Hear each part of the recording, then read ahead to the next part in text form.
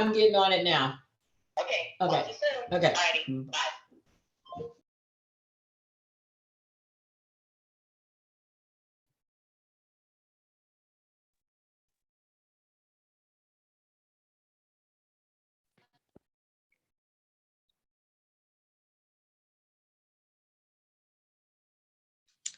Good morning, Trinity. This is Jocelyn Robinson.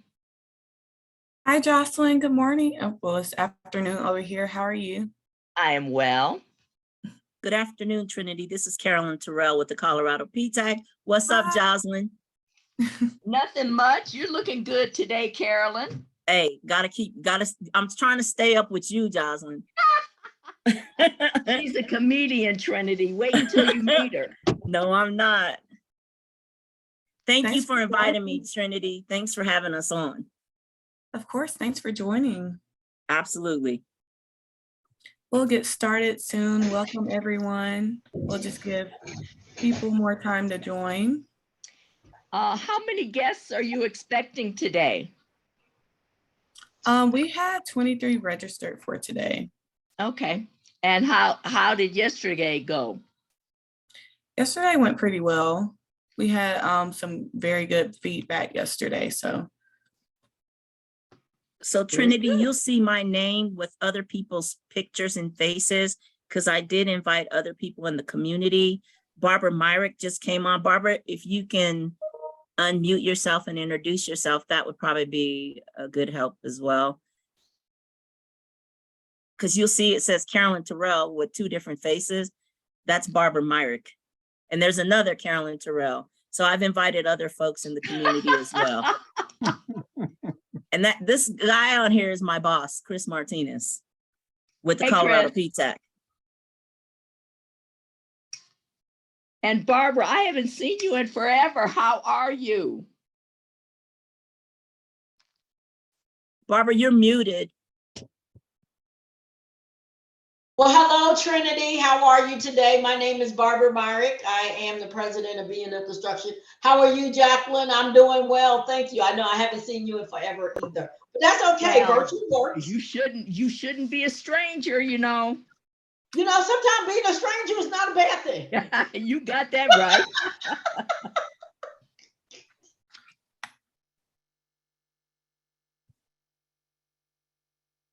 And Chris Martinez, how are you?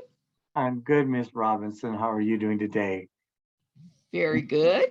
Trinity, it's nice to meet you. I am with Colorado PTAC, but I also worked with the state on their disparity study, and I also did the disparity study with the city of Denver. So here to help any way I can. awesome. Nice to meet you. Nice to meet you.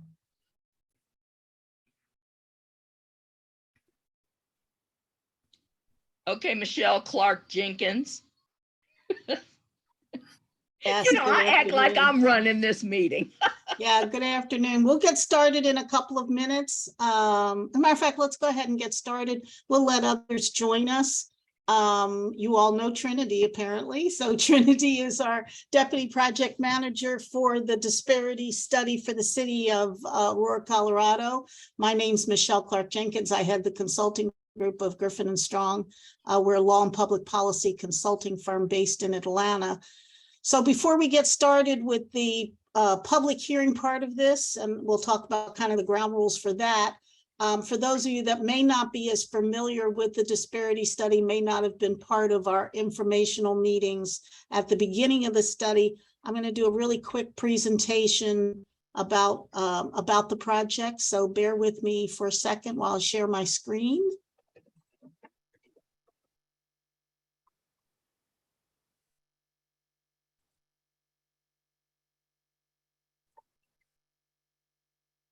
Okay. Oh, I did that backwards, I think.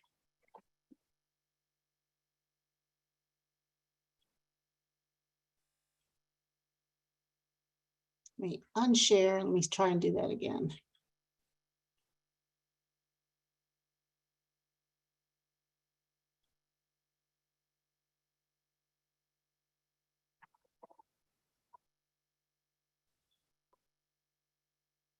Okay.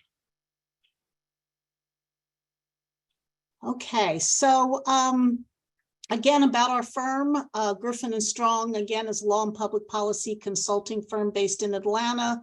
Our consulting division's only focus is disparity research. That's what we do. We've been doing it for more than 30 years.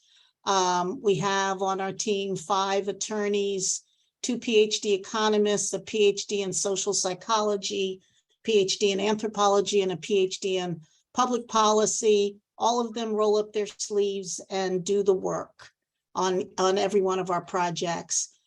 We do a lot of contract compliance, program development. We do supplier diversity work. We do a lot of consulting and training in this area.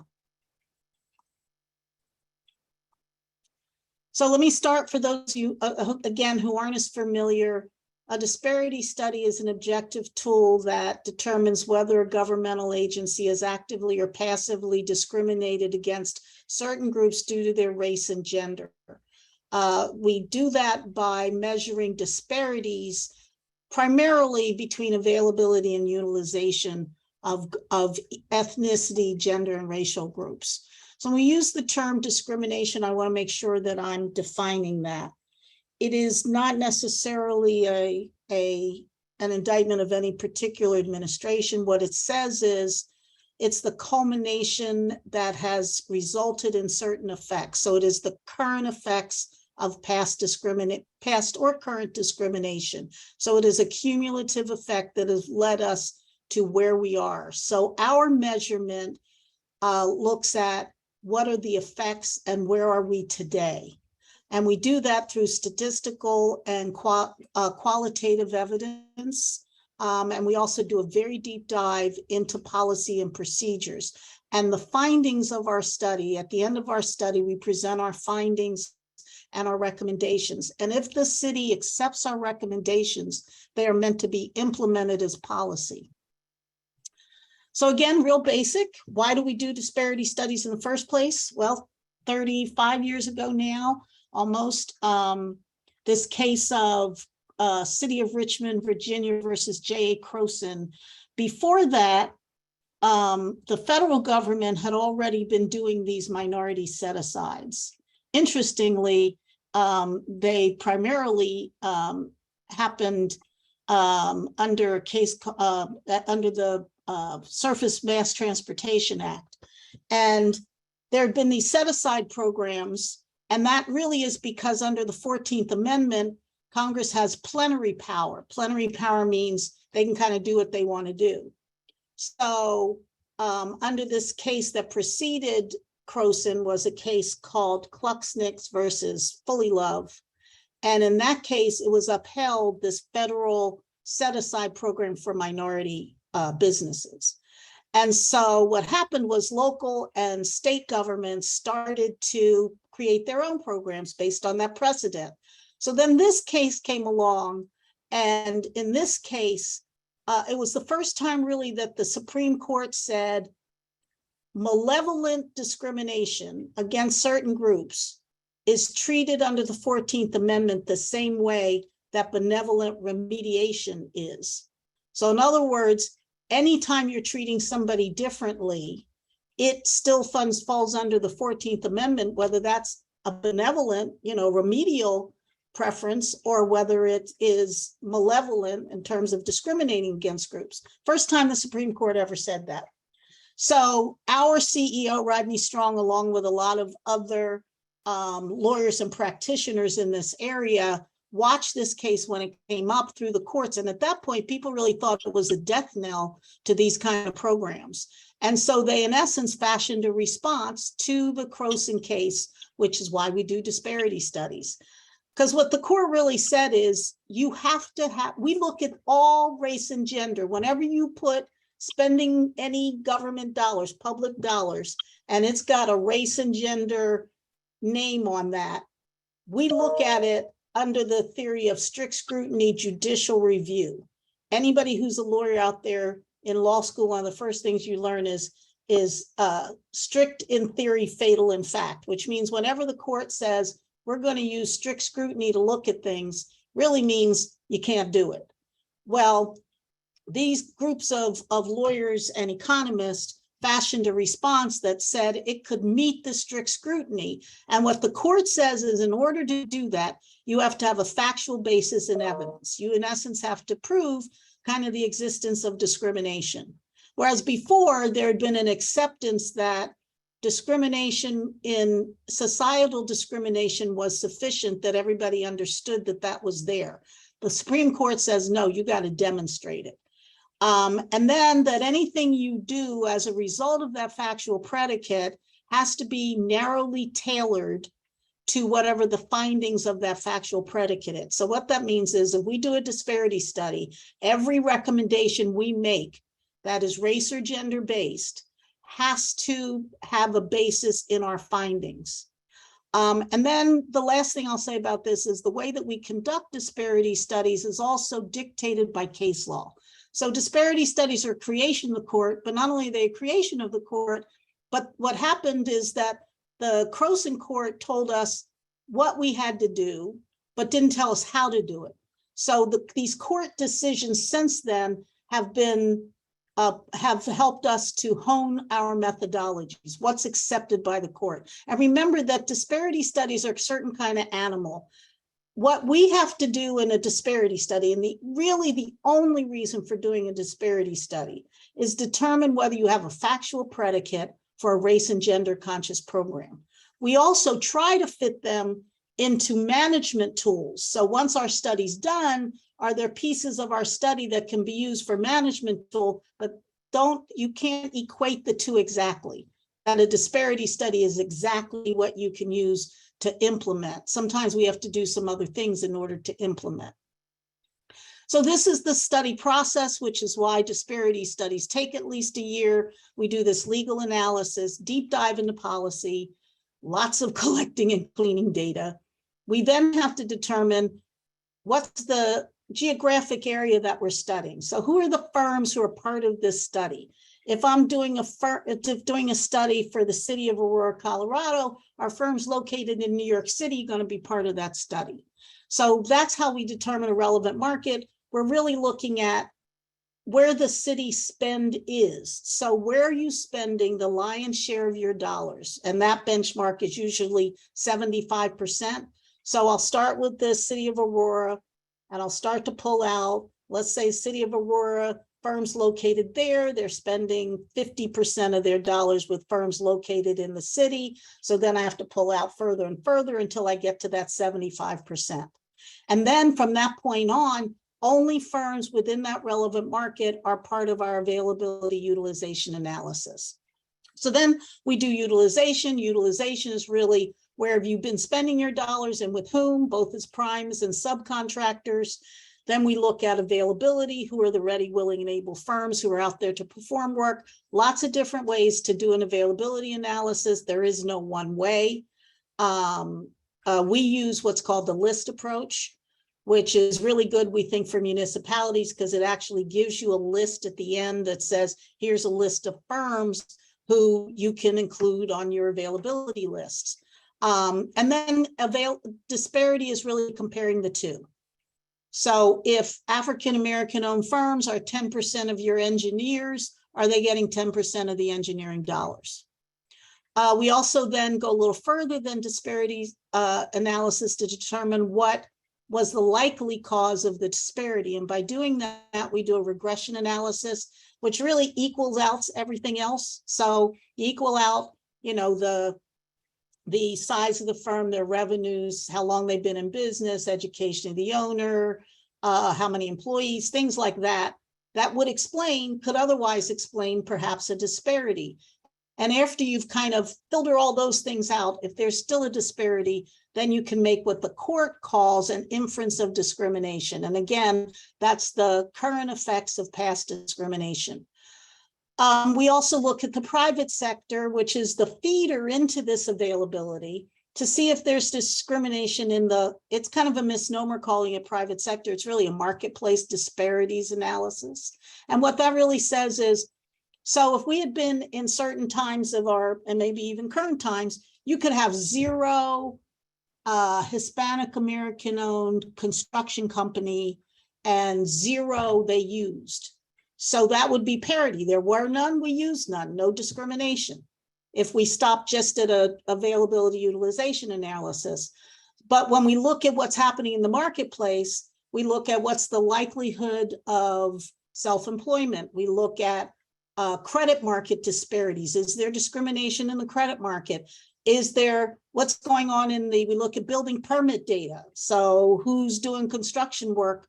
What's the utilization of construction firms out in the marketplace to determine whether there's some marketplace discrimination? Because the courts have said, even if the city of Aurora's utilization is right on point, if there's discrimination in the marketplace, then the city of Aurora can be a change agent to remedy the discrimination in the marketplace, again, which is a feeder of their ready, willing, and able firms.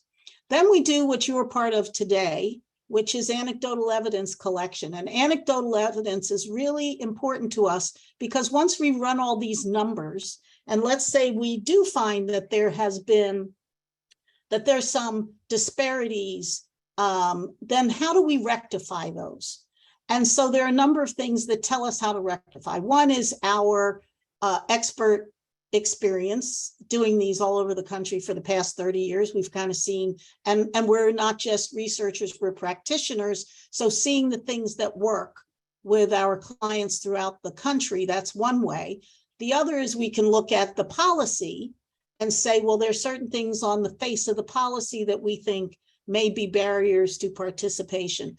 But then the third and very important part is what you tell us as part of the community. So it's really important to know, well, this is where we have issues, or this is what really works well. And again, we're interested in not just negative comments, but we're also interested in the positive ones, because if there's something that's working for you, you want the city to keep doing it. If there's something that you have concerns on, are process oriented, we really want to hear about those. And then finally, we'll deliver our report. And this is really the progression, the schedule will be done by late spring of 2023. And right now we're still processing data. We're collecting anecdotal. There'll be a survey of business owners that'll start shortly. We really do. All of you will get directly links to the survey. Please take time to fill it out, even though you've been at this meeting, because that helps us. The survey results really help us to quantify certain areas. And then, of course, how you can be involved. You're involved today by participating today. And please do not just be an observer. Please participate in the meeting today. The fact that you're present is great, but what really helps us is the fact that you're giving us your input on your experiences doing business, attempting to do business, or if you haven't even attempted to do business with the city of Aurora, Colorado, why not? Really important. That's what feeds, the fact that you were here. Yes, that'll go into our report that X number of people came to this meeting, but what is really going to make the difference is your input. Again, good or negative or neutral, whatever your experiences have been. If you would like to send us your experiences directly, you can do that by sending us an email to a dedicated email address that Trinity monitors, which is auroracostudy@gspclaw.com. And I believe Trinity has put that into the chat room. And then you can find us at the web. There is a dedicated website that the city maintains, which is engageaurora.org/disparity study. So before I get started with the public hearing itself, which I want to get going because we're only here until 3 o'clock our time, which is, I guess, 1 o'clock your time. Are there any questions, quick questions about what I just presented about the study itself? Okay, then let's get into the public hearing part. The purpose of this is for us, it's a listening session, for us to hear your testimony about your experiences, both positive and negative, either doing business or attempting to do business. And again, that third part, if you haven't even attempted, why not, with the city of Aurora. Everything we're saying today is recorded and will be available for public record, but our report itself does not report names, business names, or other affiliations for those of you who do give us some testimony. We are not soliciting any questions from this point forward, but only commentary. We're listening to you. It's not a time for you to ask us questions, although you can always email them to us at a later time and we'll answer them directly. The only questions we'll be asking is to clarify something you've told us. And then when you're providing your comments, please begin by stating your name and your business name clearly for the record, and we'll get started. So who would like to go first? Well, I'll go first. Great, thank you. Okay, good afternoon. I'm Barbara Myrick. I'm the president of B&M Construction. I have done work with the city of Aurora. I must say they are very, my experience with them was pretty good. They were very forthcoming far as licensing and helping me guide me through that, where the city and county of Denver wouldn't honor me as an A1 general contractor. They did. So I do hold an A1 GC license and a supervisory license with the city of Aurora. I think the job that, if I recall, it was a right-of-way project, which included curb and gutter, putting in new light fixtures, making sure that the conduit is up to par. And that was on over by Fitzsimmons. So we had a corridor to fix there. My experience was good. I think some of the processes, as far as communication, there was some lack from what I was accustomed to, because I grew up in the government, federal government arena. So I think that was like a little hiccup there now and then with their processes. And then, I had a project manager that we did not agree on some things, as far as people being able to smoke pot and work on a partly government funded job. So I ran into a hiccup there, but otherwise they're pretty good. They remind me of, thank goodness, when my license need to be renewed and all of that. Have I bidded any current work with them? Well, not during the COVID pandemic, because of, staffing concerns. I'm not going to put my company out there and say that we can do something when we can't. So, but do I look at their RFPs? I do. And I think in 2023, I'll re-engage with the city of Aurora. But I had a good experience overall with them and learning their processes. And I think sometimes each agency has their own way of doing things. So really changing your mindset for that contract. But otherwise, I've had a pretty good relationship with the city of Aurora. Thank you. Great. Thank you so much. You're welcome. Okay, next. Oh, my camera went off.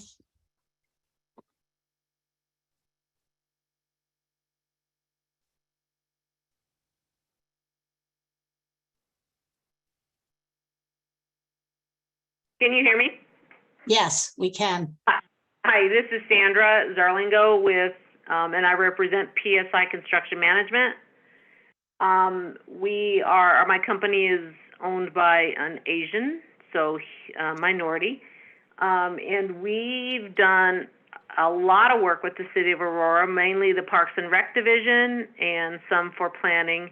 We currently have multiple contracts with them, and feel that they're great. They communicate well with us, and I agree. They remind us when our business licenses and contractors' licenses are expiring. They pay promptly. We have zero issues with the city of Aurora. They're great. They're one of our biggest clients. We love working for them. That's all I got. Great, thank you.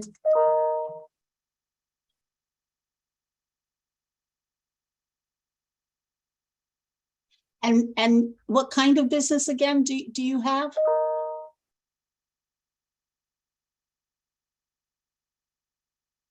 Ms. Zarlengo, what kind of business do you have? She can't hear me. Sandra? Yeah, can you hear me? Yeah, what kind of business do you have again?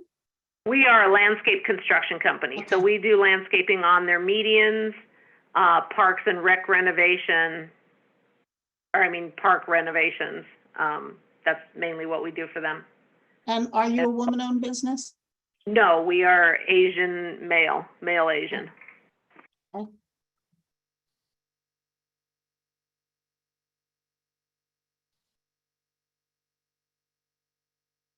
Okay.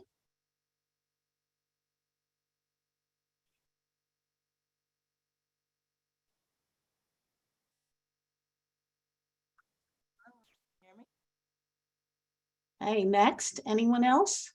Hello. Yes. Hi, this is Dawn Wild from Artcraft Sign Company. So I purchased the company about 2 years ago. We do signs, and City of Aurora was an existing customer for the previous owner. And so far we've done jobs with the City of Aurora. We have not had any issues. I don't quite know if they know that we're actually like a minority company, woman-owned, African-American owned, but it's been a pretty seamless transition for us. And I haven't had any complaints with them. We do a lot of signs for them, Parks and Rec. So it's been a positive experience so far for us. Okay.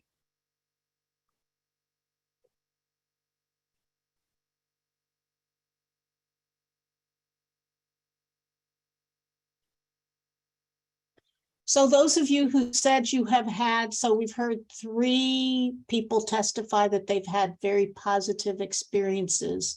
Are all 3 companies certified? Are you all certified? And I did not ask you that at the time. So Artcraft again, Dawn Wild, Yeah. we are certified, Okay. woman-owned, minority-owned with the city and county of Denver. This is PSI. We are not certified. Okay.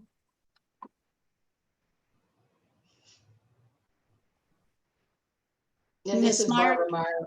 We are SBE, MBE, WBE, service disabled veteran owned. Yes, Thank you. you're welcome.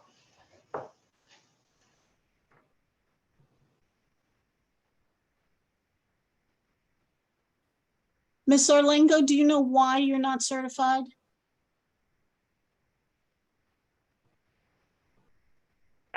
We just have never done that. We tried doing it with the city of Denver like 8 years ago and just never really completed it. Just really we find no necessary need for it at this point because we do all of our work on public bid, and that's pretty much how we get our work. So, and we're kind of the owner of our company is getting ready to retire and turn it over to somebody else in the next probably 5 to 10 years. So we feel like at this point we'll let whoever takes our company do that for us. Okay.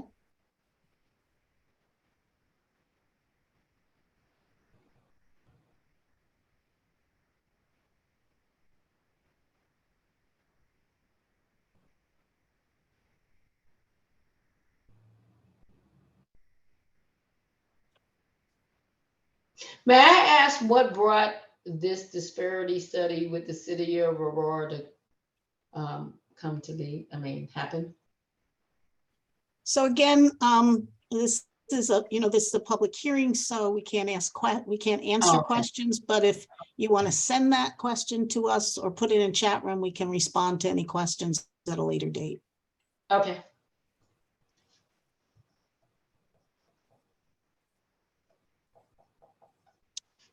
More comments and testimony. Again, this is so important for you all, not to just be observers, but to participate today so we can get your input.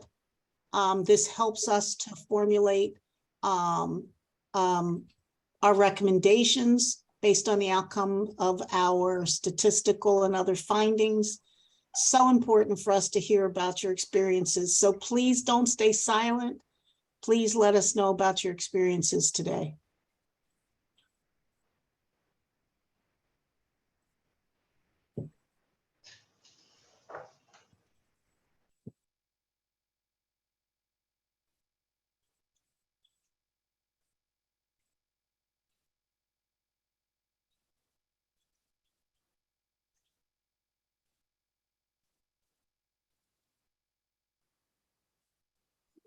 So Michelle, this is Chris Martinez, and I have experience with the programs and running programs and certifying firms. And I know when we were certifying a lot of firms through the City County of Denver, a lot of them sought that certification so they could do work with the City of Denver there was goals set, not I want to call set asides, but where goals were set or established to utilize small businesses and minority women-owned businesses.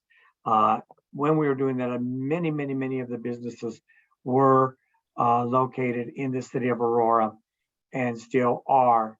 And even today, as I work in council small businesses, we encourage them to get their certification with the city of Denver so they could participate as a subcontractor with primes through the goals set through the city of Denver. They have not had that same experience in many of the other municipalities in the metropolitan area. So I know many of them would welcome that type of program and having the opportunity to participate on public work, especially with the city of Aurora. You mean a goals-based program? Yes, ma'am. Okay.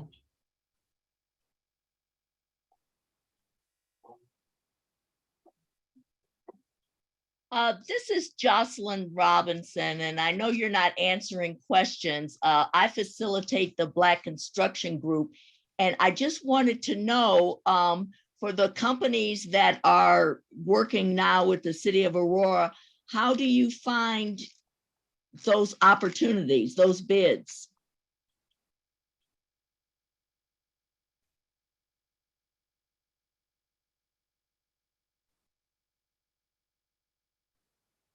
If any of you want to answer that question, that's up to you. If you'd like to answer her question about how you have found bids and opportunities. Those of you who have worked with the city before. This is going from Artcraft again. I think for the jobs that we have done with the city of Aurora, it's below a certain threshold, and I think it's $50K. So a lot of times, project manager that we've worked with previously may reach out to us to provide a quote or a bid price for them and see if we're competitive. So I think he's actually reaching out to some clients to see what the bid is going to be. So that's how we hear most of the jobs. Well, those jobs are small. You said under 50,000. Correct. Barbara, I know Barbara Merrick with Merrick Construction. I know you work on larger projects than that. How do you find jobs with Aurora? Aurora used to have their own portal that you go into, but now I believe they're on BidNet. A lot of cities are moving to that platform. A lot of cities and counties are moving, along with the state have moved to that platform. So whenever there is a a RFP that matches my NAICS codes, I get an email saying you've been identified through your NAICS codes, and you're probably qualified to look at this work. So when I'm looking at that, then I, look at the rough order of magnitude of what they think the work is going to cost to do. I look at from, the smallest contract to millions to bring a team together to do it. So with the contracts that we have procured with the city of Aurora, we actually brought in a subcontractor base. We self-performed at least, I think, 60% of the work, and then we subcontract out the landscaping or controls of making sure that the lights are in sync the way they're supposed to be. So some of that stuff we do it that way, but I usually find out about BidNet through BidNet, and this attaches to my NAICS codes. And what you're saying, Ms. Merrick, is that you are registered with BizNet. Correct. So BidNet is not free. And I think people have the assumption that it's free, but there's a fee, and then you can pick what states, if you want across the country in multiple states and multiple counties, but there's a fee. So the more you want, the more you pay. So yeah, I actually get invitations from across the country. Thank you, Barbara. Because the small businesses that I deal with with the BCG, I have never heard them talk about working with Aurora. So I appreciate that. I think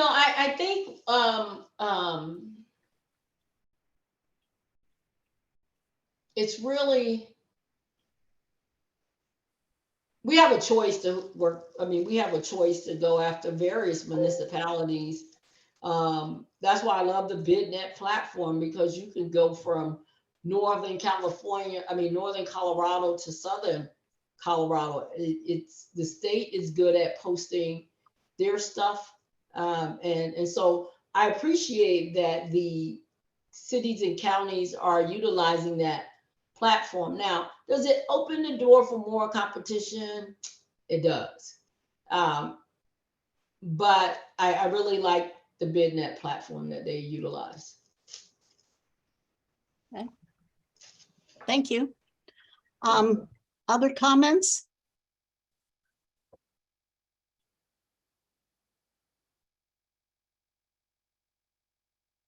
Some of you others who are business owners, we want to hear from you.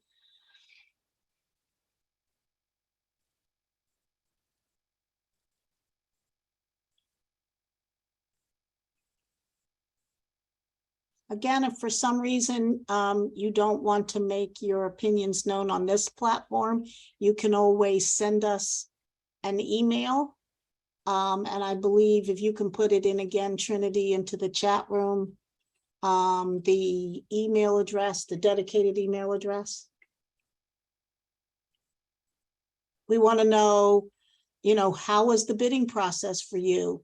If you haven't done business with them, why haven't you done business? Part of what we're going to be recommending are those things that will facilitate inclusion, more inclusionary process, and also an easier process. So if there was something that you saw as a barrier to you, if you haven't done business, if there's some needs that you have, what will it take for you if you haven't even attempted to do business with the city of Aurora? What are some of the things that will help you to step into that arena? If you've tried and not gotten an award, kind of what was that process like? Please speak us up and tell us about it. We won't know about it unless you tell us. Hi, Michelle. This is Carolyn Terrell, and I'm Okay. a senior counselor with the Colorado PTAC. I work alongside with Chris Martinez. I do agree wholeheartedly with what Chris suggested, is placement of goals. But I also wanted to talk a little bit about the various cultures that encompass the broad base and the demographics of Aurora.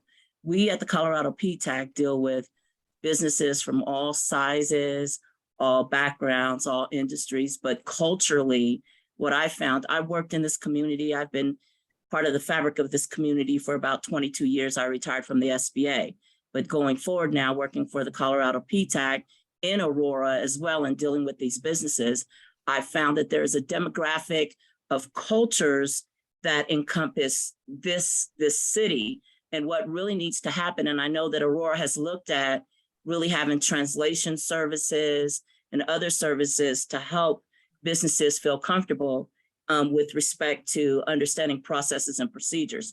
But I would like this study to really foot stomp and look at how they're really helping various cultures. If you can count, and I think I was talking with Kevin Hogan, who's the executive director of the chamber. I don't remember what the number was, and Chris, maybe you do, but there's a variety of languages, cultures that exist right in Aurora, and a lot of them are business owners. So I really think if we're going to look at a disparity study, that also needs to be looked at from a cultural sense that helps businesses to be able to really feel more comfortable and confident in doing business with the city of Aurora.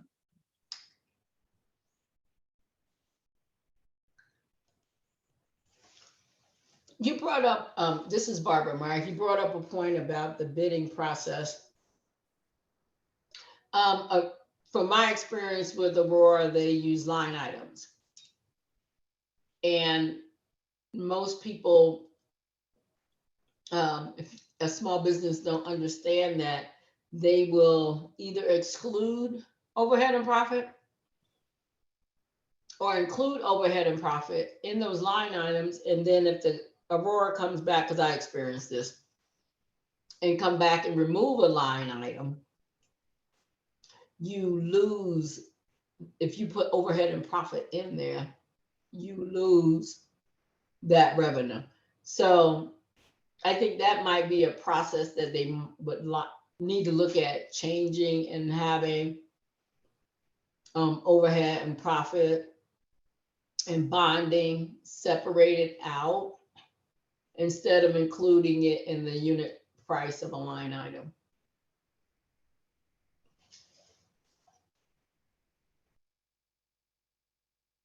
Okay, thank you.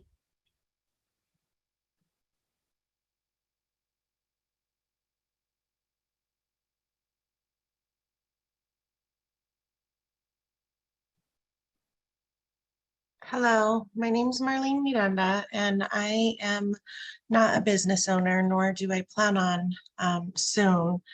But I am attending because I moved here a couple of years ago from Lakewood, and I've spent the last couple of years really trying to find some kind of community within or some kind of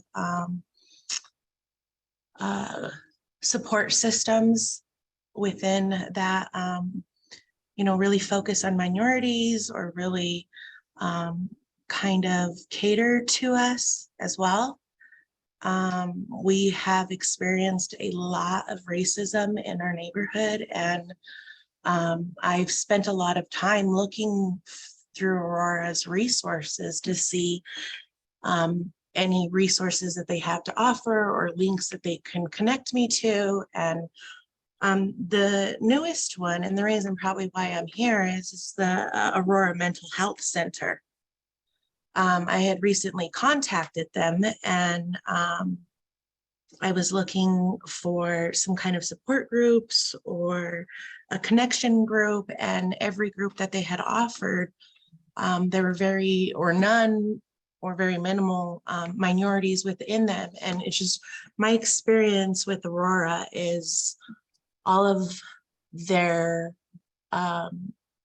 public assistance or programs or anything, a lot of them are not focused for minorities, and it's really, really hard to find something like that. So I would like personally to see Aurora having a lot more minority-based programs within the mental health center itself. I think they need to be aware of what the extra layers that come on with mental health and how it affects us to the extent it does. And I'd really like to be vocal on how the city of Aurora's, especially the mental health center, lacks programs for us. Okay. Ms. Miranda, if you don't mind me asking, what's your race or ethnicity? I am mostly indigenous, and then I also have some Spaniard in me, which is less, but then I also have Mexican American. Okay, thank you. Mhm.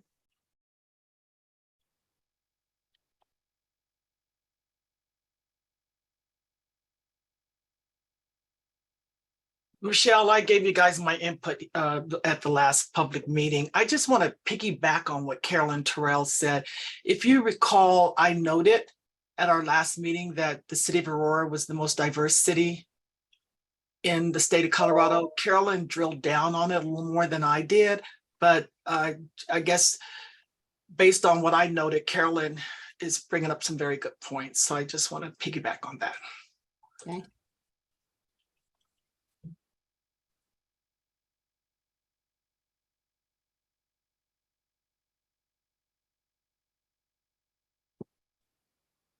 Hey, thank you.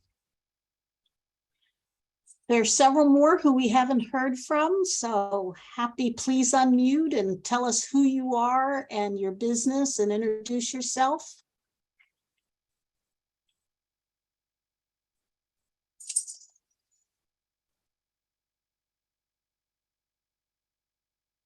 Okay. I see Corey Hall from Red Rocks Logistics. Do you want to just at least introduce yourself? Tell us your company. Well, I guess it's Red Rock. Red Rock Logistics. Tell us what you do.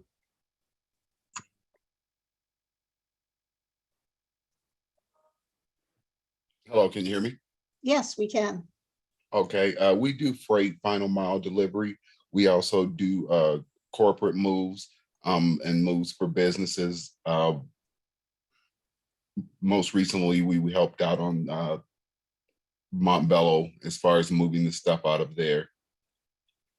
And mostly we just want to say glad to see something like this being set up, and just real interested in working with it and trying to get it started. It sounds like that's the goal here. So we're certainly eager to try to be a part of it.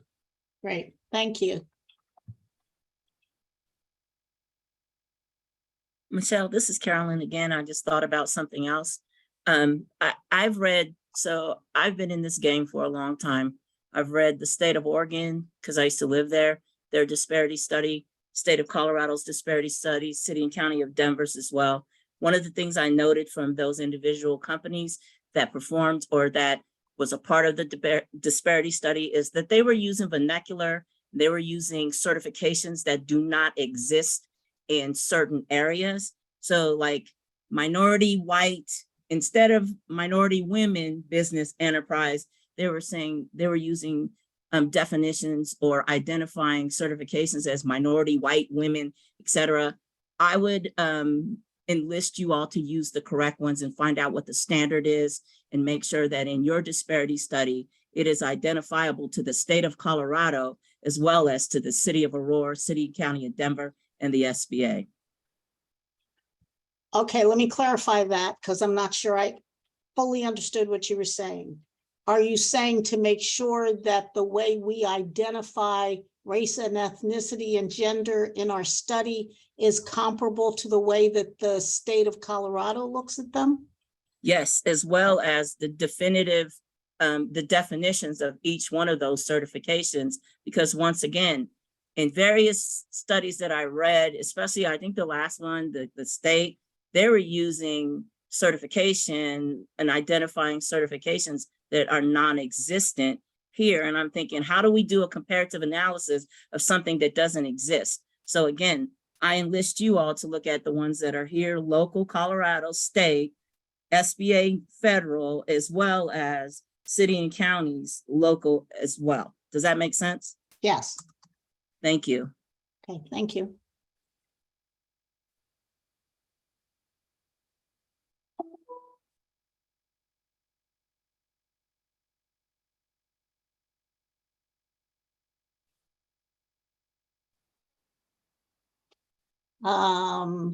Daisy Garrison Davis, do you want to unmute and just introduce yourself? Absolutely. I am Daisy Garrison Davis, Business Development Coordinator for Max Impact Group.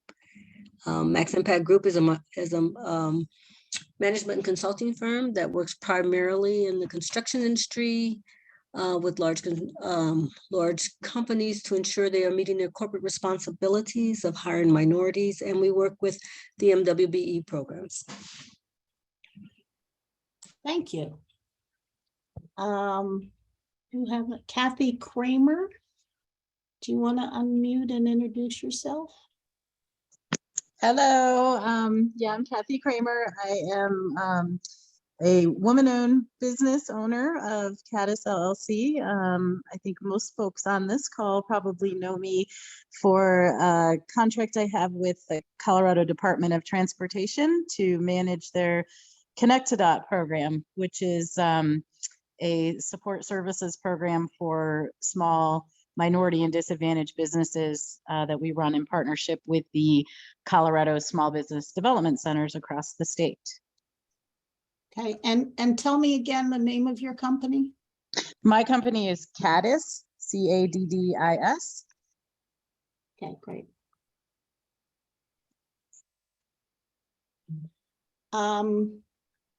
Saul Ibarra? Hi there. My name is Sol Ibarra. I'm actually with the City and County of Denver's Purchasing Division, and do a lot of outreach to small businesses. And one of the reasons why I wanted to attend was to hear why Aurora chose to do this disparity study now, and also listen from the other business owners in terms of what keeps them from submitting proposals either to, different municipalities or counties. So I'm just here to listen. Right. Thank you for joining us. Some of you who have identified yourself related to some organizations, we may reach out to you again in order to touch base with you directly, some of the organizations who are represented here and those who are doing some of the work in this area outside of being business owners. So you may hear from us. I think Marlene Miranda, do you want to unmute and introduce yourselves? Seeing who else we have that we hadn't heard from.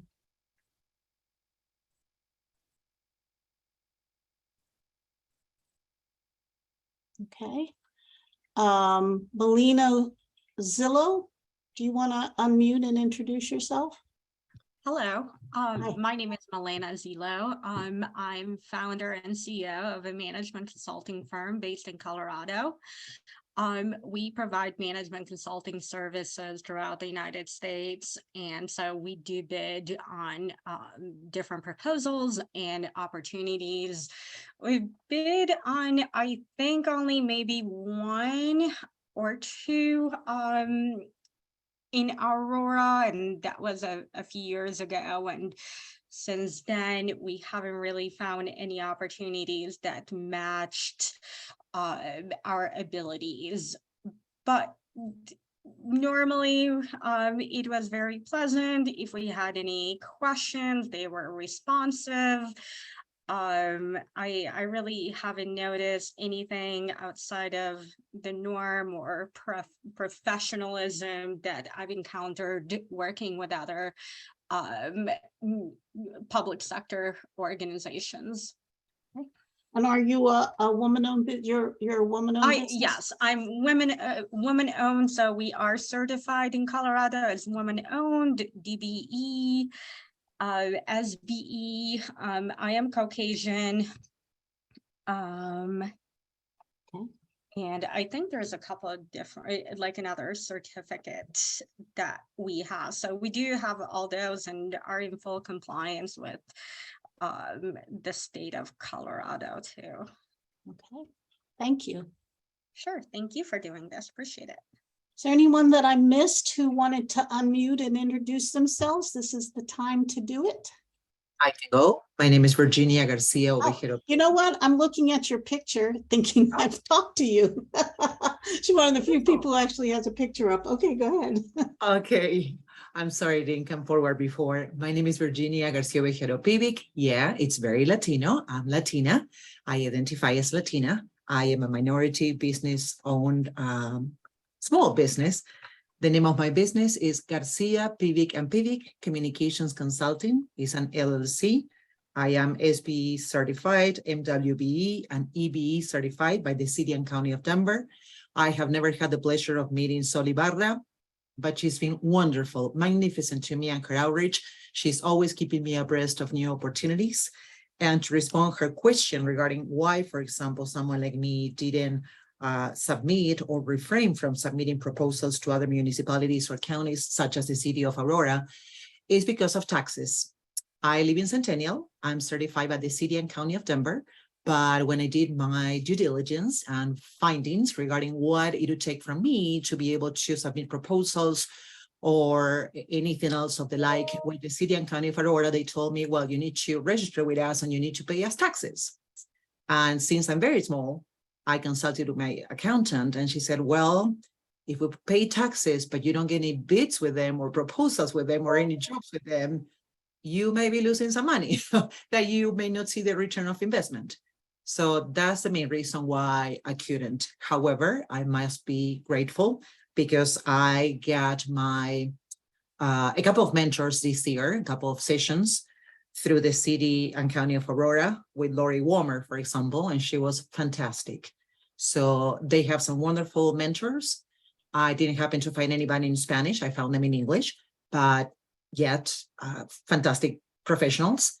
But again, my situation was a professional taxes / economical situation. That's why I couldn't bid yet. I don't feel the confidence to embrace any opportunities business-wise with Aurora. So is what you were saying is that in order to bid, you had to pay taxes, or are you saying once you want to bid, you would have to pay taxes in Aurora? No, ma'am. According to what I was explained, I should pay taxes before I gain any bid. Can I comment? This is Barbara. Virginia, I think you were misinformed. Aurora does have a use tax or occupational tax. City and County of Denver has it as well.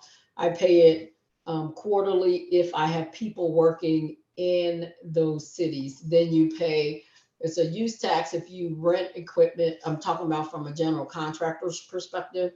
If I rent equipment out and bring my equipment to Aurora and use it, then I have to pay a use tax instead of renting the equipment from an agency in Aurora. The same would be for City and County of Denver. But if I have people working up in the city of Aurora and they have to be working, then I pay a tax. If they don't work, I file a zero return. So I just think somebody misinformed you because I don't pay taxes to the city of Aurora unless I work and have a contract going at that time.